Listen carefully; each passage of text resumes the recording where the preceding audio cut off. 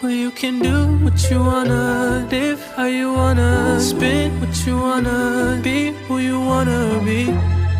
A young stunner till I die. You can do.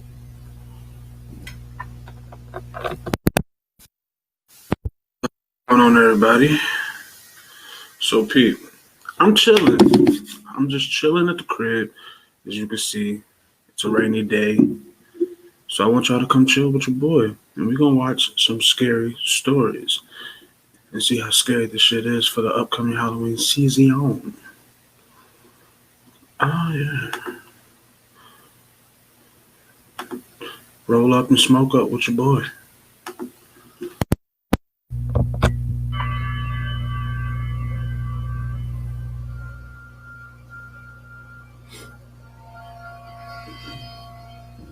This story happened to me a couple of years ago. It happened on a Saturday night. I was typing out a school report for my English class and was pretty worn out from the tedious amount of thinking that transpired throughout the paper. I decided to take a break and procrastinate a little bit, maybe watch a couple of YouTube videos. I needed to take some stress off my mind, but didn't really have anyone to vent or talk to. This gave me the idea to visit a chat room called Omegle. For those of you who don't know what Omegle is, it's a chat room where you can link up video chat with random strangers online on your computer webcam. Needless to say, Omegle definitely helped with my social skills growing up as a child, so I was always active on it. I remember this one particular night. I was having trouble meeting new people. This left me a little frustrated, to say the least, but that's the kind of thing to expect when you're on these kind of chat sites. That's when I stumbled upon this one guy. He looked to be around the same age group as myself, and seemed like a pretty harmless individual. I decided to say hi. He didn't say anything back. He just typed the word hi in the chat box. I found it kind of weird that he would go through the effort of typing out hi as opposed to just saying hi verbally. He then waved at me and began typing something else. He introduced himself in the chat box saying, "My name is Daniel. What's your name?" I verbally said, "My name is James. How are you?" He then stares at the camera and doesn't say a word to me, completely dismissing the fact that I just asked him a question. At this point, I was convinced that this had to be some sort of pre-recorded video and that someone was just trolling me. That's when he began typing in the chat box again, saying, "I'm deaf. Please type in the chat box unless you know sign language." I honestly felt stupid and immediately typed, "No worries. My name is James," and gave a quick thumbs up as an act of kind gesture. He immediately typed back saying, "Nice to meet you, James," and gave me a thumbs up as well. He then typed something else that left me dumbfounded. He said, "I would use my whiteboard to chat with you going forward, because my hands will be occupied." I was confused by what he meant by that, so I typed, "What do you mean by your..." First of all, that sounds like some creepy shit. That sounds like my man's about to get his beat on. Creepy ass niggas be on here. Hands being occupied. He then starts writing on a whiteboard and races it up on the screen, which read, "Want to play a game?" I typed, "Sure, what game you want to play?" Don't do it. What he did next is something I will never forget to this day. He held a revolver up with one hand and the whiteboard up with the other hand, saying, "Let's play Russian roulette." I was honestly quite creeped out by this guy and was contemplating on clicking the stop option to skip this weirdo. That's when he wrote another message on the whiteboard saying, "1 of 6. I was confused by what 1 of 6 meant. He then took the revolver, slipped one bullet inside the cylinder, and began spinning it with his other hand. I now knew what he meant by 1 of 6. It seemed like the guy was about to demonstrate an act of Russian roulette with one bullet in the cylinder of 6.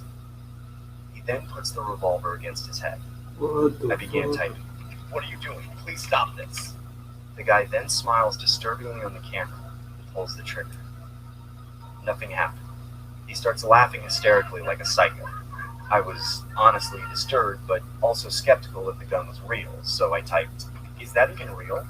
He then points the revolver at the wall and begins to repeatedly press the trigger until the shot was fired. I was completely blown away by what I was seeing and typed, "Dude, you could have died!" That's when the guy raised the whiteboard to the screen again, showing the message, 5 of 6. I frantically started typing, "Don't do it," repeatedly in the chat box, desperately trying to get his attention. He then began loading the revolver with 5 bullets while I gestured no by waving my hands back and forth like a lunatic. I knew the odds of him surviving this time were slim to none. He then raises the revolver against his head once again and begins to disturbingly smile, with tears running down his face. He began mumbling the words, "It was nice meeting you, James." I immediately slammed my laptop shut as I heard a gunshot a split second before the laptop was fully closed. I was left baffled on my computer desk. I hadn't a clue what to do. I stupidly opened my laptop up with my eyes closed. I pressed my hand against the screen where the video chat was located. I opened my eyes. Through the cracks of my fingers, I can see blood displayed everywhere on the screen. I immediately clicked the exit button on the Google Chrome tab and call it a night. To this day, Nigga, call the I'm still cops. skeptical about what I saw that night. I haven't reported anything to the police, nor have I reported anything to Omegle. I'm not sure if that was the wisest decision, but I hope I never encounter anyone like that again. That's fucking crazy.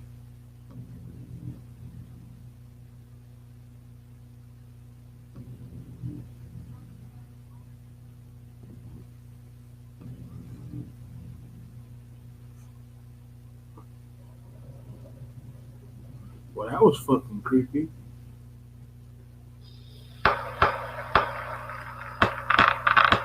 It was New Year's Day in 1995. I was in the middle of my junior year at my college, and a bunch of my friends had come down to visit me and my roommate for the festivities. We were all pretty hungover from drinking the night before, and we went out for the usual post-greasy breakfast hangover stroll around the neighborhood. 2 of these friends were twin brothers. One of them we hung out with all the time. The other we just met for the first time. It was pretty normal the night before, joining in on the fun, but on this day, we were all hanging out around the local basketball court shooting hoops with an old basketball we found in the grass. And this twin brother kept following me around all over the place with the creepiest grin I've ever seen in my life, staring right into the neither regions of my soul the whole time. So I back away and then I joined the group again. And he kept following me around. When we were walking back to the apartment, it was just me and him walking down the sidewalk behind the group, and he moved in front of me. He stared at me with that creepy look again and fell down to his knees as if he was to worship me or something. I didn't know what to do or say, so I said, "Hey buddy, you alright? We're heading back now, right?" And so on. He wouldn't say anything. He'd just be there on his knees, looking up at me with his clenched face and squinted eyes as if we were looking directly into the sun or something. Later that day, my roommate said he was tripping, so I thought nothing of it and moved on with my life. A few weeks later, we got a phone call from the twin brother that we usually hung out with, and it turned out that his other twin brother went over to his aunt's house with a knife and stabbed her 14 times. She didn't die, but still pretty bad. He had even called the police before going, because he knew he was going to do it, but he couldn't stop himself from doing it, because the voices and so on. The court case was covered in the media, as this was a small community where this sort of thing doesn't happen every day. I was reading one of the articles, and one of the testimonies was that this twin brother was severely schizophrenic and was hearing voices in his head. He believed to his very bones that his aunt was the devil, and that he had been commanded by God to go kill her. So who was this guy that told him to go kill her? Well, as the newspaper article described, it was this guy in the group he hung out with on New Year's Day. Didn't take me long to realize that he was talking about me. This was over 20 years ago. I know for a fact that it was a mental illness, but just knowing that I somehow commanded him to go kill his aunt just stays with me to this day.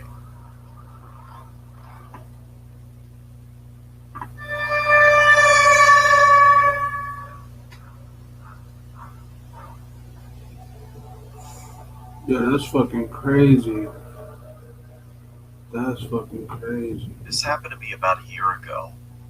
I used to be a janitor for a cleaning agency. I would basically take contract jobs to clean various locations. One day, My cleaning agency gave me a cleaning contract at a psychiatric ward, also known as an asylum. To be honest, I was a bit hesitant to take the job, just because of the superstition of asylums being haunted, but I took it anyway because the pay was decent. Later that day, I arrived there. I see a huge old-looking building. To be honest, I was quite creeped out since the asylum was secluded in the middle of nowhere. When I arrive inside, I notice people giving me an uninviting stare. I'm not just talking about the patients, I'm also talking about the employees as well. To be honest, I kept it professional and began to do my job. I remember mopping the hallway and seeing some really bizarre things. I saw some creepy looking patients that had a disturbing look to them. I don't know, they just looked like the kind of people you would see in one of those exorcist movies.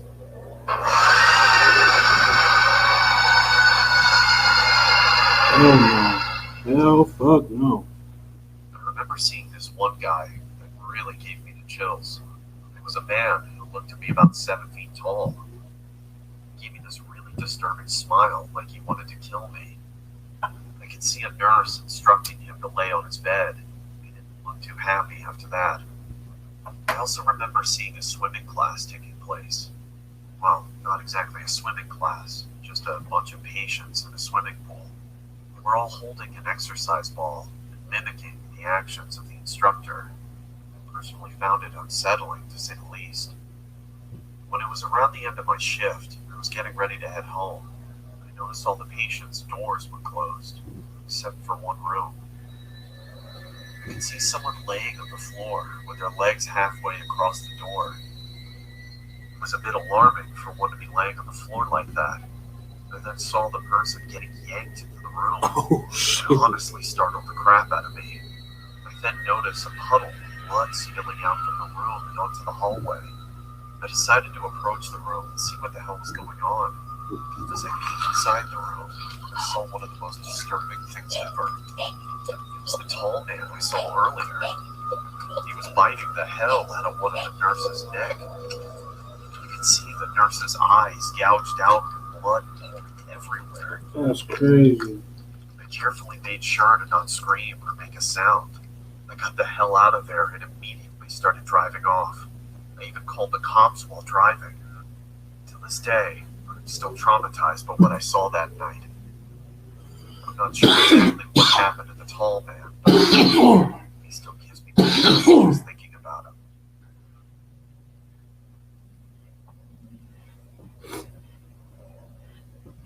That's crazy.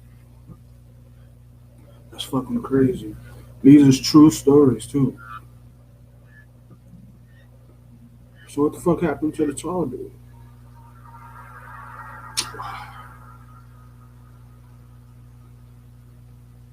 This is a story about a girl in my high school.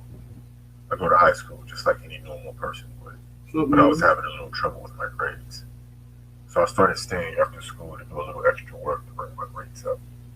But I've noticed in school that there has been this quiet girl that attended tutoring alone with 8 other people. The thing is, I would always see her staring at me, never taking her eyes off of me. I really didn't mind it, but it felt really creepy. Mhm. This kept going on for about 2 weeks. At this point, I was feeling very uncomfortable. One day when school ended and tutoring started, I sit as far away as possible from her. We go home at around 6 p.m., and this day I got on the bus like usual. There was only one bus because there aren't so many people, and as usual, I would sit as far away as possible from her. But that day, when I got off my bus stop, she got off too. Oh This was shit. weird as she always got off at a different bus stop, but I really didn't pay any attention to it. I thought maybe she changed her bus stop or something, I don't know. I really didn't think about it. It was getting dark, and it was about a 1 mile walk from my bus stop to my home. But I noticed that the girl had been following me for about 2 minutes, and I didn't Nigga, know why. I would have been This said was going to something. bother me, but there wasn't really much I could do. I just ignored her, Slap that minded bitch. my own business, and I kept walking. 2 minutes later, I noticed that she kept following me. I started to get the feeling that maybe she was lost or something. It was dark, and then she started talking to herself. Oh, She was hell acting no. really weird, and I just wanted to ignore it, but she kept whispering to herself. I could hear mumbling. The sound was getting closer and closer, so I picked up the pace. When I picked up the pace, she also did too. She then let out a scream that was so damn loud that it almost made me pee my pants. I started sprinting. She went chasing after me. I was getting scared, so I ran around the neighborhood. I didn't want her to go to my house because she would know where I live. What? Around the corner, I saw a bush large enough for me to hide in. Then she stopped and she thought that she lost me. When she stopped, she took a deep breath and she ran away. I stayed there for about 5 more minutes just to make sure. I was thinking to myself that this girl was insane and had some mental problems. After this horrifying experience, I didn't go to after school tutoring again.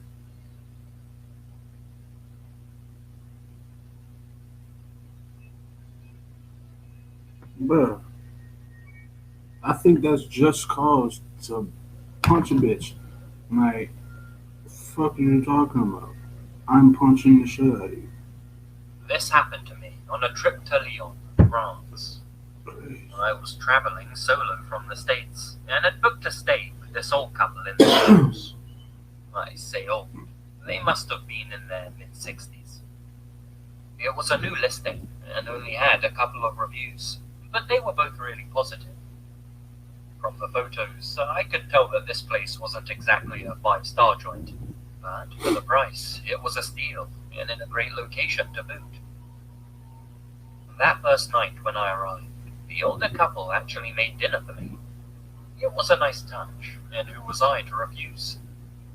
Their English was decent, so we chatted and shared a few stories, and afterwards I went to explore the city and get a few drinks. I must have returned around 10 p.m, and my hosts were nowhere to be seen. In bed asleep, I figured. The pair had told me at dinner to help myself to a little wine, which is precisely what I did when I got in. Nice folks. Afterwards, I went up to my bedroom to settle down myself. Now, I usually have trouble sleeping, but that night I fell asleep with surprising ease. All the traveling that day had worn me out, and that little bit of wine probably helped too, I guess. I'm not sure what time it was, but I awoke in the night to a flash of lightning. You know when your eyes are closed, but you can still tell there was a flash of bright light? Well, it was just like that. I remained curled up in bed with my eyes still shut, waiting for the crash of thunder to come with it. I counted the passing seconds in my head. My mum always used to tell me that however many seconds there were between the lightning and thunder, that was how many miles away it had struck. So I'm there, counting away in my head. 5 seconds, 10 seconds, 20, 30. No, that's odder, I thought. No thunder. It was then, through closed eyelids, that I sensed another lightning flash. Again, I waited for the thunder, but it never came. I sat up in bed and opened my eyes, just to see if my sleep-hazed mind was playing tricks on me. It hadn't been. Inside my bedroom were my 2 hosts. Initially, I didn't realize just how bizarre this situation was. I was still in that confused, just out of sleep state. Even still, I knew there was something off about their expressions. As my eyes adjusted, I could tell what was wrong. They were both wearing masks, latex masks of old human faces with exaggerated features. The flashes had been from the camera the woman was holding. They had been taking pictures of me whilst I slept. The husband was nearer to the bed than the wife, though, and he was in mid-step, moving closer. She was further back by the door. It was as if he wanted to be in the pictures. With me now awake, they both froze like a pair of mannequins. What do you want? At the time, I couldn't think of anything else to say. The adrenaline hadn't kicked in yet. I was more confused and freaked out. You're dreaming, said the male.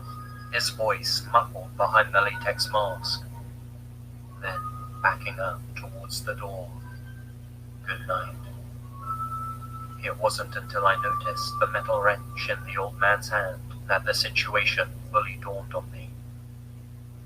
I quickly gathered my shit and made for the front door, glancing around like crazy in case the old fucks tried to ambush me with the wrench from around the corner. Needless to say, I contacted the police immediately, though nothing ever came of it. My evidence was all anecdotal.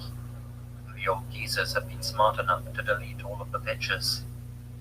My complaints to Airbnb were largely ignored too, though the old couple did remove their listing from the site. I don't know what all of that was about. They was trying to rape you. A messed up fetish? Some fucking potential snuff pictures they were making. Bro, they was about to do some things to your butt. I've heard of cases like this before. That's why you gotta be real careful when you rent in rooms, Airbnbs. You gotta get the whole fucking fact checks on people before you start doing any business like that. Yo, there's some weirdos out here for real. The old man was definitely in the shots, and it was clear that he was trying to step towards me quietly, wrench in hand. Whatever the case, I'll never complain about being a light sleeper again. I still check Airbnb regularly, just to make sure they don't use it to lure anyone else in.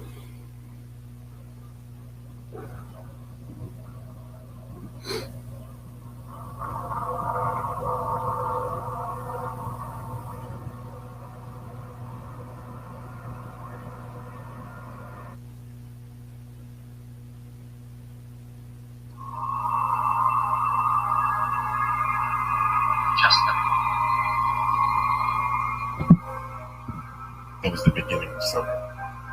I decided to go to my local amusement park. My town opens the amusement park only during the summertime. I would usually spend, most of my summers indoors, watching YouTube, playing video games, basically living with my introverted tendencies. Damn right, me too. I was never the type to be outgoing, but decided to make friends at the fair this year, or at least attempt to. It was around the evening time, and I remember taking the bus home. I finally arrived and remember seeing how high the rides were. Every time I look at a roller coaster or Ferris wheel, I always think of the movie Final Destination. So the accidents occur. I'm personally afraid of heights, so I would always avoid going on the tall rides.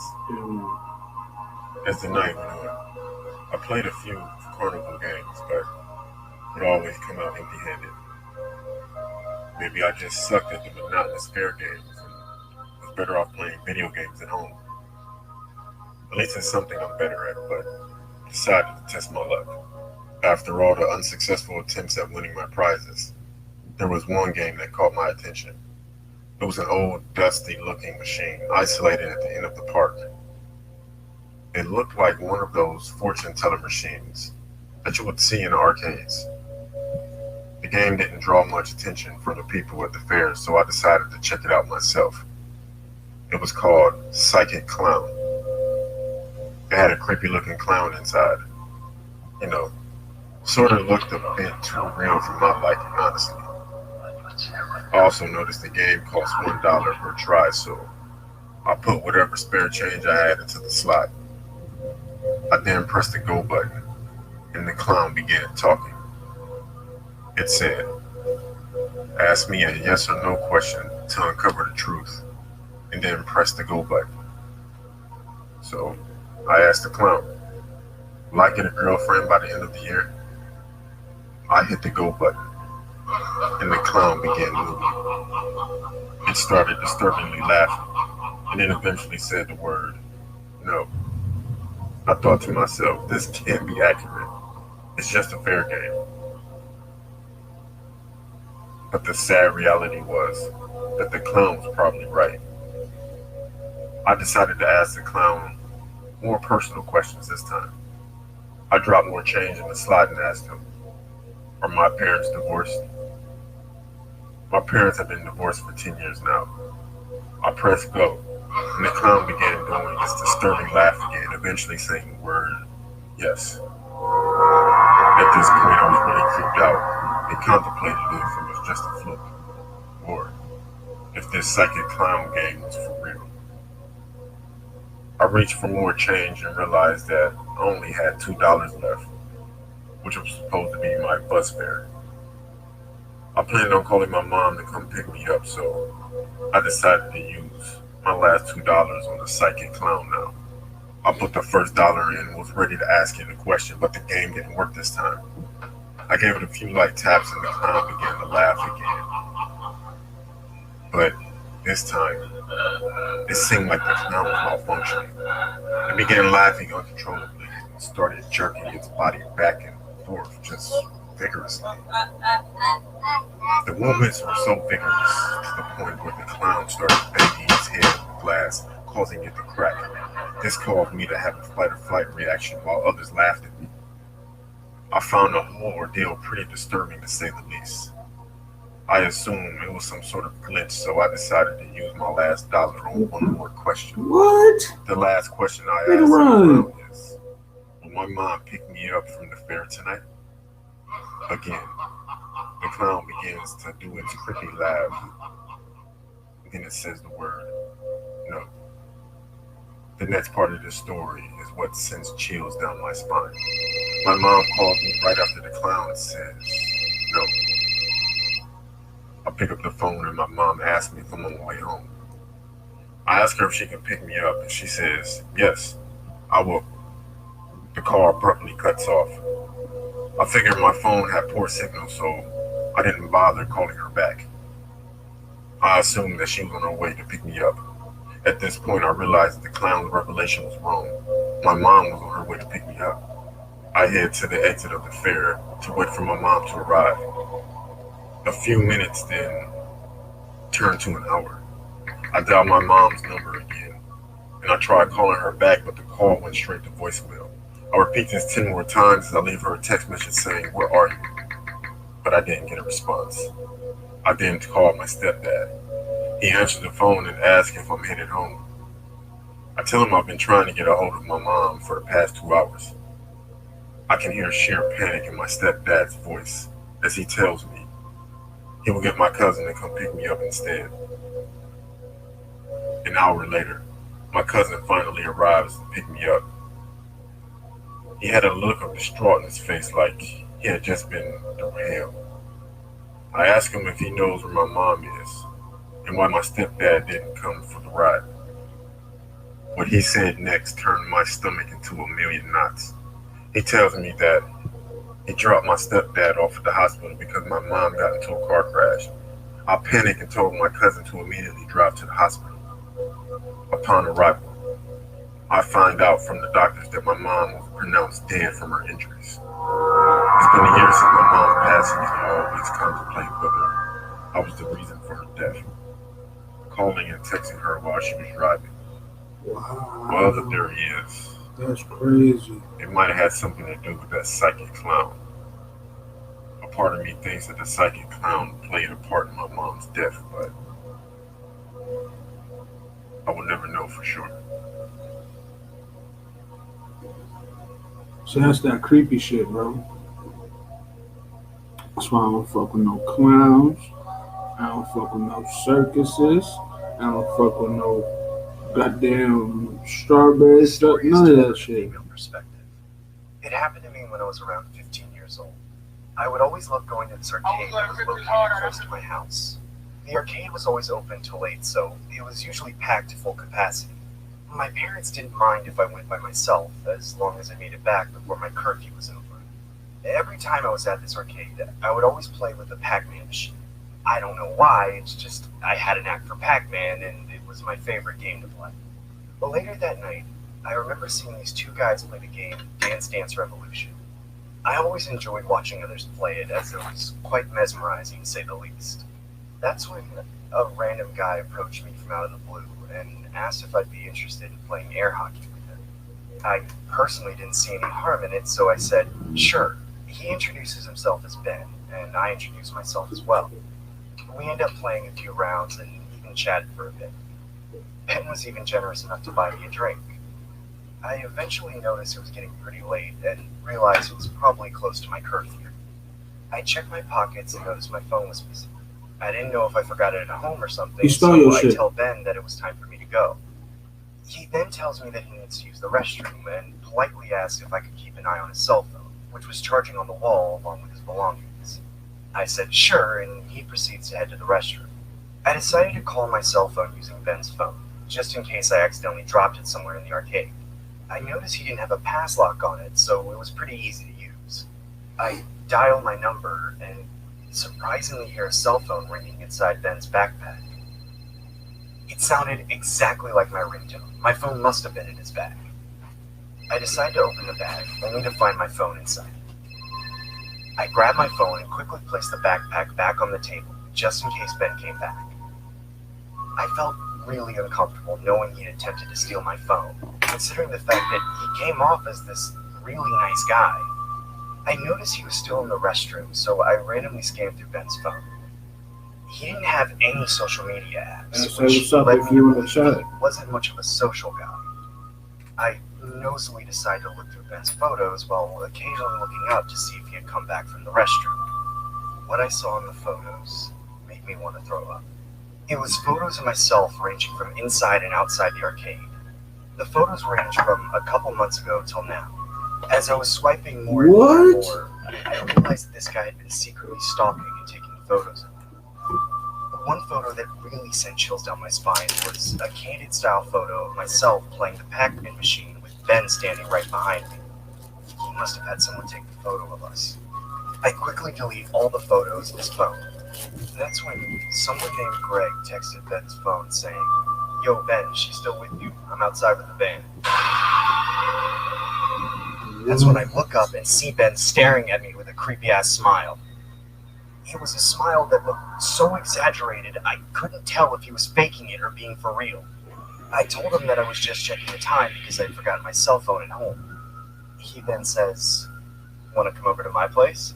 Hell I no. honestly could have made a scene, but I took the high road and said, "Sure, but I need to use the restroom first." He then says, "Sure, let me walk you there."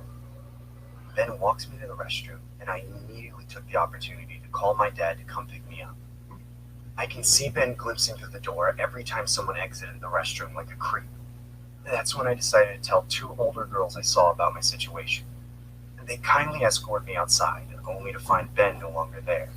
I then get a call from my dad telling me to come outside and that he has arrived. I quickly rush into his car and act like nothing ever happened. To this day, I'm still traumatized from the encounter I had with Ben that night. I lay on my bed from time to time, pondering what sick plan he was orchestrating that night. Girl, you almost got abducted. This nigga was about to take you from the arcade. That's fucking crazy. All I know is that I don't plan on going back to the arcade anytime soon.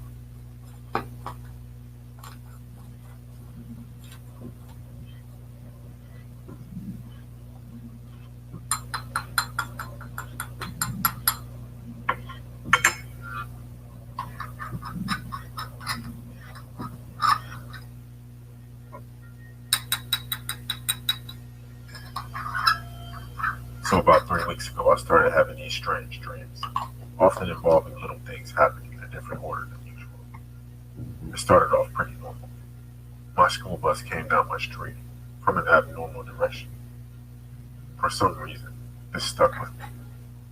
The dreams were kind of, like an anthology. The second dream followed the next night. The dream started the same, but this time, I got on the bus.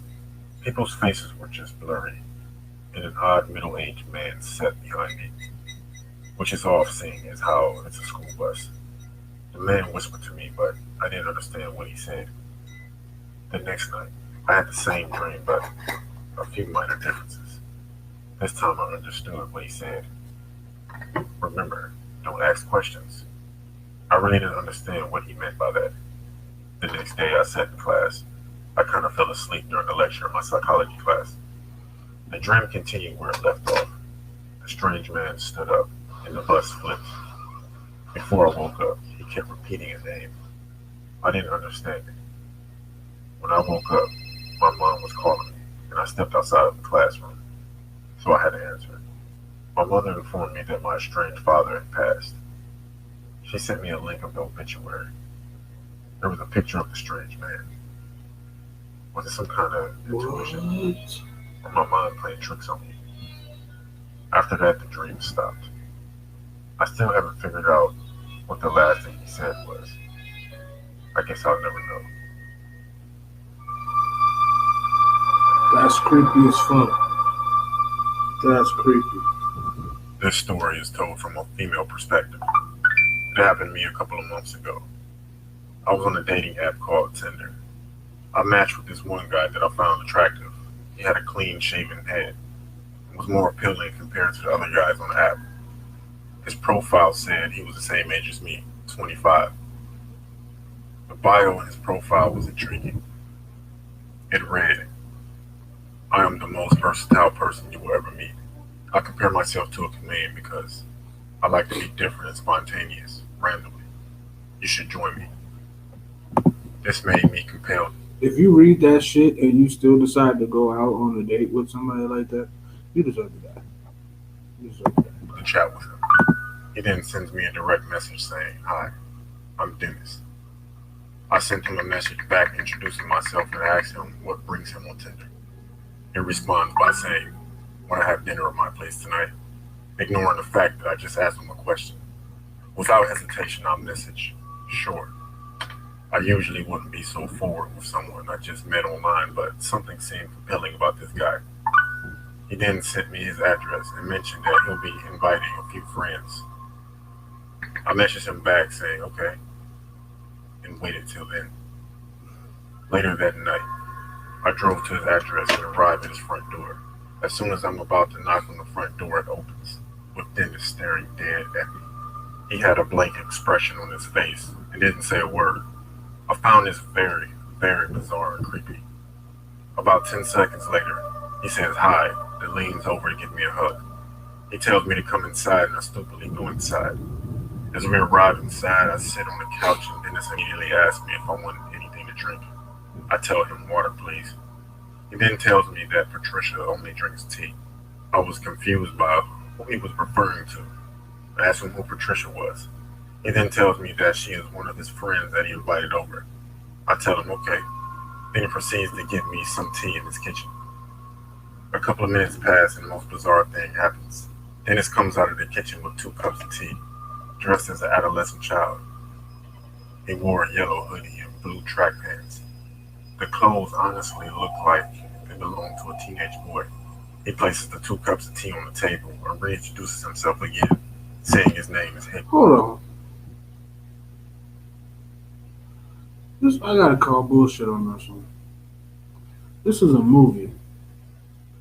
I don't know what movie this is, but same outfit, bald head, white dude. This is a movie. What the fuck movie is this? It's the movie where my man's had the multiple personalities. Fuck. If this is a movie, this is bullshit. I call In a bullshit. creepy child voice. I found this really disturbing, assuming that this was some sort of sick joke. I awkwardly put on a fake smile and go along with the alleged joke. At this point, he tells me, "Drink the tea." Again, in a disturbing child's voice. I really didn't want to, and knew I had to get the hell out of there. So I cleverly say, "Don't we have to wait for your friend, Patricia?" He got angry and said that if I don't drink it, he will release the beast. He honestly sounded like the type of child that throws tantrums. This is a movie. This is bullshit. This is a movie. I can't remember what movie it was. It had the white dude from Fight Club in American History X, and he was bald, just like my man's right here, and he had the multiple personalities. I don't fucking remember what the name of that movie was. It was a good fucking movie. Fuck. Oh, this is gonna bother me until I can figure out what the name of that movie was. When their parents don't buy them things that they want. I was trembling in fear, didn't know if he was armed or had a knife on him, so I drank it. If y'all The room know what the suddenly name of that started movie becoming was, blurry, drop it in the and I comments. eventually started fainting, then blacked out. I assumed it was from whatever he put in tea. I then remember waking up on the floor and seeing a woman standing in front of me. The woman was wearing burgundy. It looks like a burgundy long-sleeve shirt, black skirt, and some heels. I eventually get up from the floor and rub my eyes to see that the woman was dense, dressed as a female. I remember thinking to myself, this guy is a psycho. He then said, I'm Patricia. Would you like to have a tea party with me? Yeah, this is a movie. I seen this. I gotta call bullshit on this one. Hold up, I gotta look this shit up right now. Movie with multiple personalities.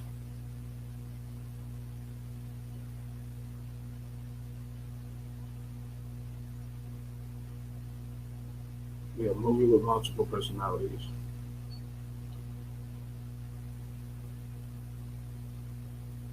Split. Yep. With my mans from American History X. This is bullshit. This ain't no real fucking A story. female like this. I thought to myself, this guy is so fucked up. I acted fast and told him, I'll be interested in the tea party only if you invited Hamlet back, which was a teenage boy he imitated earlier. Surprisingly, he obliged and walked back into the kitchen to supposedly get ahead of me. That's crazy. I as fuck. immediately used this opportunity to haul ass out of there and drive home. It's been a month since the incident occurred. I haven't taken the effort to report it to the police. I don't know if that was the smartest decision, but as I tell you this story, it still resonates with me to this day. It's a bullshit story, bitch. This is a movie.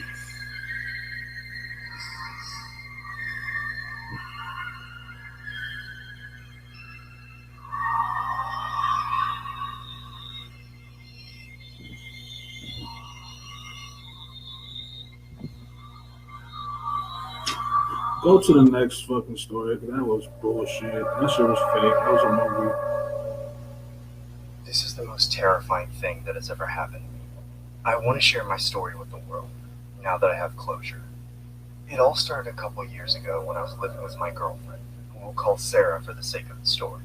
I remember we were both in the living room watching a movie. We usually did movie nights on Fridays, and it was my turn to select which movie we get to watch. I was personally a horror fanatic, so I chose a horror film.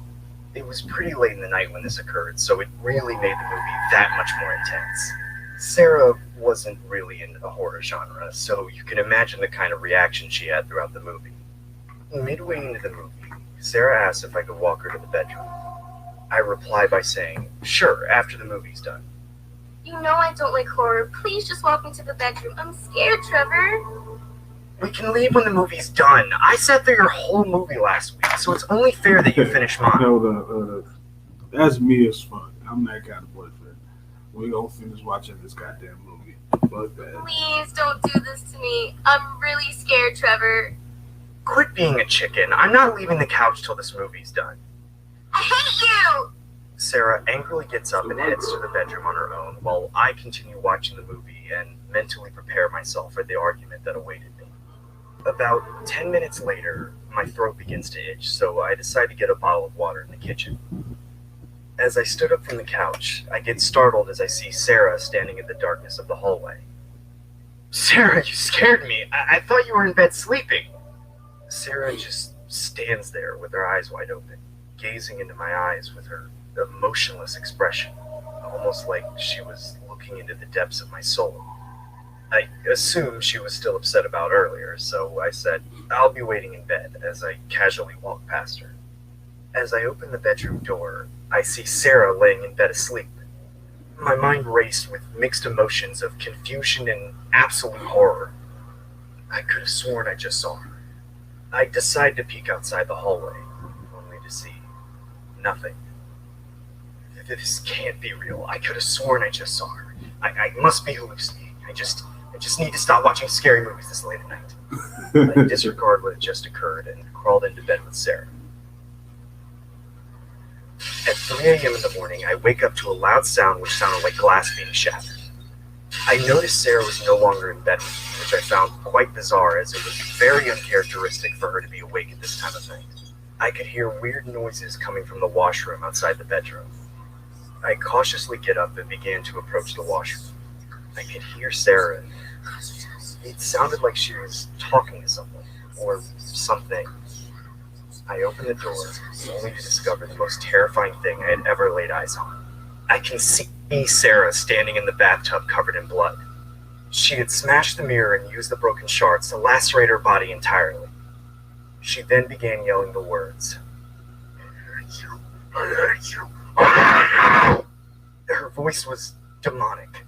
I was thoroughly convinced that this was not my girlfriend and that she had been possessed by some sort of evil entity.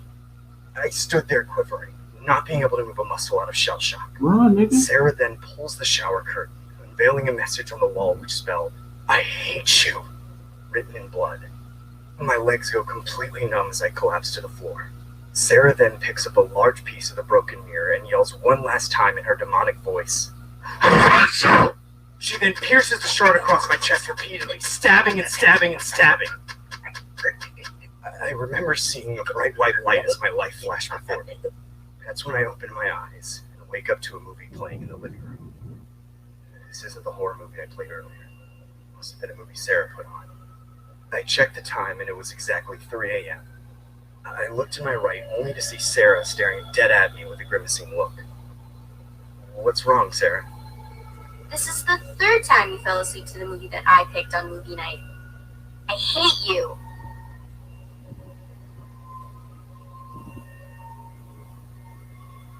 Hell no. Hell fuck no.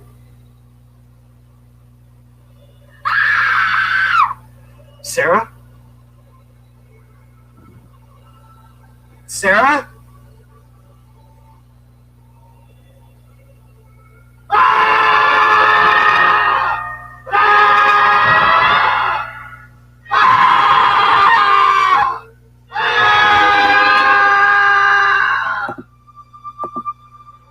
Alright, I've had enough of that. Anyway, thank you guys for joining the stream and kicking it with your boy. That was some bullshit, and none of it was scary at all.